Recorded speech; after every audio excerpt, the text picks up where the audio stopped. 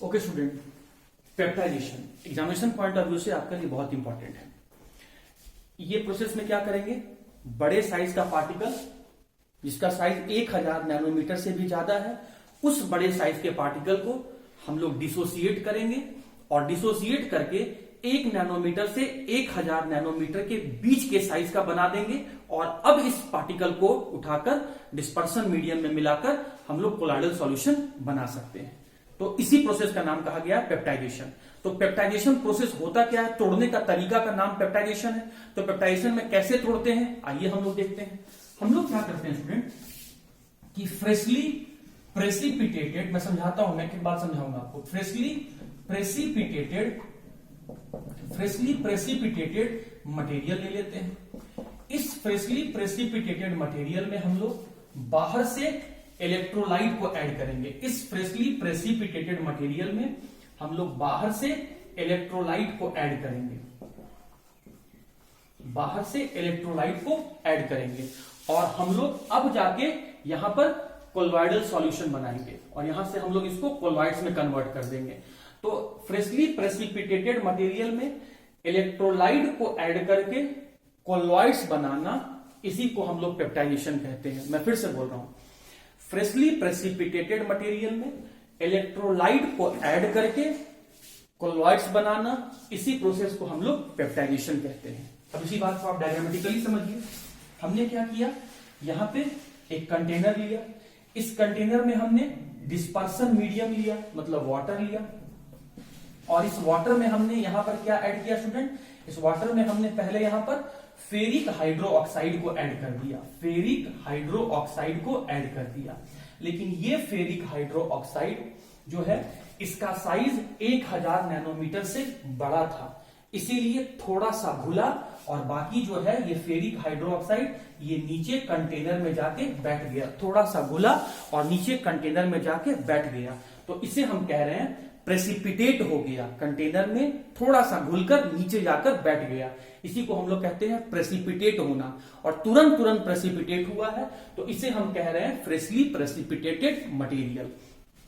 अब इस freshly precipitated material आखिर प्रेसिपिटेट क्यों हुआ, क्यों नहीं घुला, क्योंकि यहां पर इस पार्टिकल का साइज 1000 नैनोमीटर से बड़ा था, इसीलिए इस डाले गए पार्टिकल को, इस फेरिक हाइड्रोक्साइड को वाटर से कोई लगाव नहीं था, इसीलिए वाटर के साथ नहीं जुड़ा और नीचे जाके बैठ गया, प्रेसिपिटेट हो गया। सिंस प्रेसिपिटेशन तुरंत हो गया है, इसीलिए कहा गया है फ्रेशली प्रेसिपिटेटेड मटेरियल।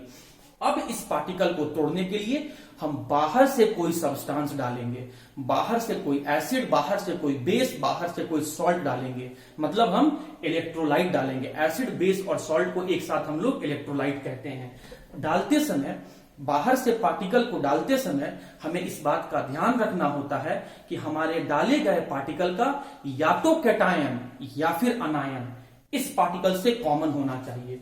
जैसे मैंने यहां पर बाहर से यहां पर मैं यहां पे फेरिक क्लोराइड को ऐड कर रहा हूं, फेरिक क्लोराइड को ऐड कर रहा हूं। तो देखिए फेरिक क्लोराइड का जो कैटायन है वो इस पार्टिकल के, इस कैटायन के साथ कॉमन है। तो जो भी आप सब्सटेंस बाहर से डाल रहे हैं, जो भी आप एसिड, बेस या सॉल्ट बाहर से डाल रहे हैं, ये क्या लिया गया है, सॉल्ट लिया गया है। तो जो भी आप सब्सटेंस, इलेक्ट्रोलाइट जो आप बाहर से डाल रहे हैं, उस डाले गए सब्सटेंस में इस बात का ध्यान रहे कि उसका या तो कैटायन या फिर अनायन इस प्रेसिपिटेट के साथ कॉमन होना चाहिए, मतलब या तो उसका कैटायन होना चाहिए इस प्रेसिपिटेट में या तो उसका अनायन होना चाहिए इस प्रेसिपिटेट में। तो हम देख रहे हैं कि हम जो बाहर से डाले हैं उसका कैटायन जो है उस प्रेसिपिटेट के साथ कॉमन है, मतलब इस पार्टिकल में, प्रेसिपिटेटेड मटेरियल में कैटायन प्रेजेंट है। अब होता क्या है स्टूडेंट कि जो भी कॉमन पार्ट रहेगा, जो भी कॉमन पार्ट रहेगा वो उसके सरफेस पर जाके एब्जॉर्ब हो जाएगा। जैसे मैं यहां पर ले रहा हूं, ये क्या है आपका फेरिक हाइड्रोक्साइड प्रेजेंट है, फेरिक हाइड्रोक्साइड यहां पर है।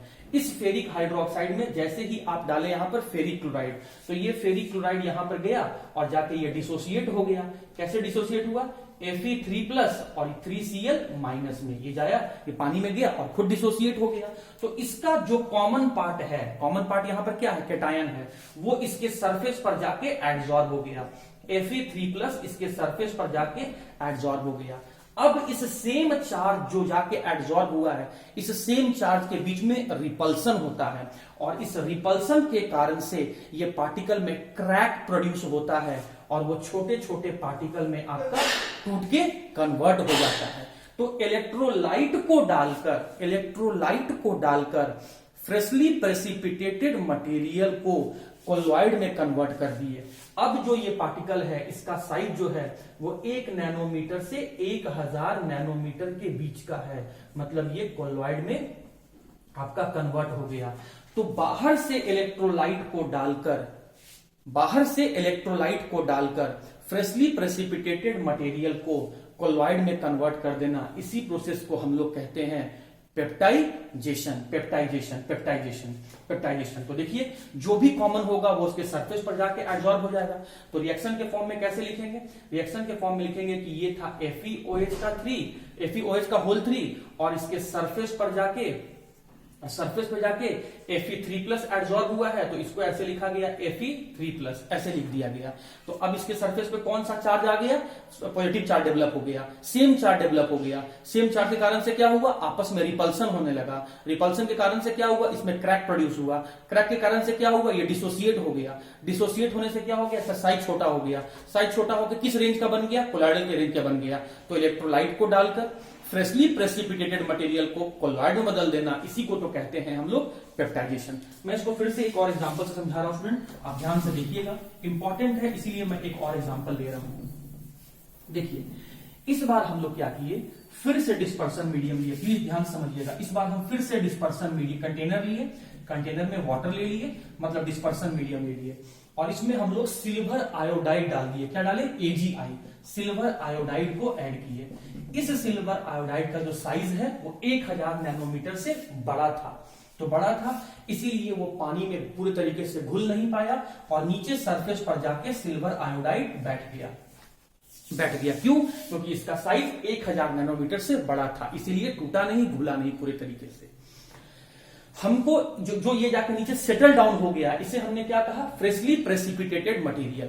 अब इस फ्रेशली प्रेसिपिटेटेड मटेरियल को हमें बाहर से कोई सब्सटेंस डाल के तोड़ना है, बाहर से कोई इलेक्ट्रोलाइट डाल के डिसोसिएट करना है और डिसोसिएट करके 1000 नैनोमीटर से कम साइज का बनाना है।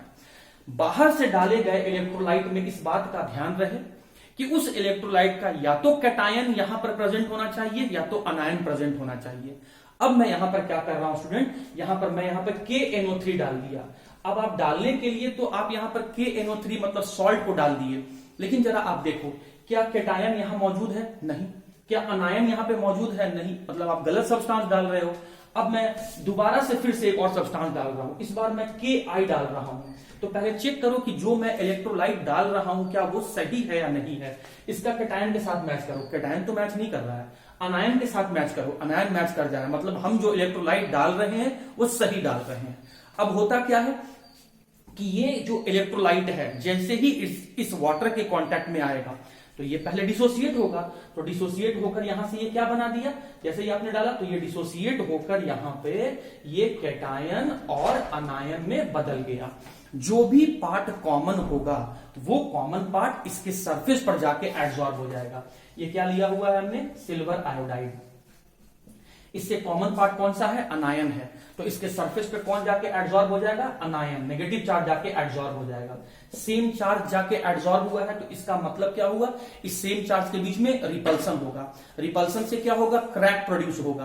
क्रैक से क्या होगा? डिसोसिएट हो जाएगा और डिसोसिएट होकर ये छोटे छोटे पार्टिकल में कन्वर्ट हो जाएगा।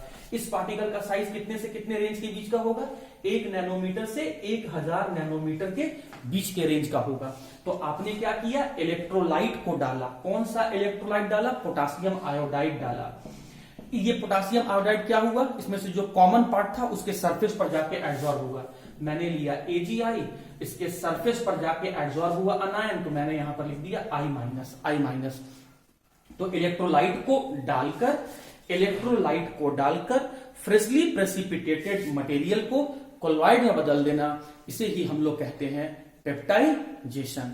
तो उम्मीद करता हूं स्टूडेंट कि कंडेंसेशन और डिस्पर्सन मेथड दोनों समझ में आ गया होगा। कंडेंसेशन का तरीका क्या है? ऑक्सीडेशन, रिडक्शन, हाइड्रोलाइसिस और डबल डिकम्पोजिशन। डिस्पर्सन का तरीका क्या है, मशीन से तोड़ो, इलेक्ट्रिसिटी की हेल्प से तोड़ो, या फिर बाहर से इलेक्ट्रोलाइट डाल के तोड़ो। अगर बाहर से इलेक्ट्रोलाइट डाल के तोड़ रहे हो तो पेप्टाइजेशन कहना, अगर इलेक्ट्रिसिटी की हेल्प से तोड़ रहे हो तो ब्रेडिक आर्क मेथड या इलेक्ट्रो डिस्पर्सन कहना, मशीन की हेल्प से तोड़ रहे हो तो मैकेनिकल डिस्पर्सन कहना।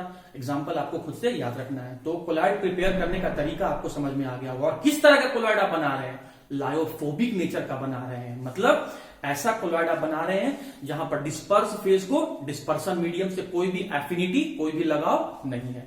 उम्मीद करता हूं यहां तक आपको समझ में आ गया होगा। अब जब आप कोलॉइड बना लिए हैं तो आइए इसको प्यूरिफाई कर लेते हैं। Purification of colloidal solution, purify करने का, रिफाइन करने का क्या तरीका है उसको देखते हैं।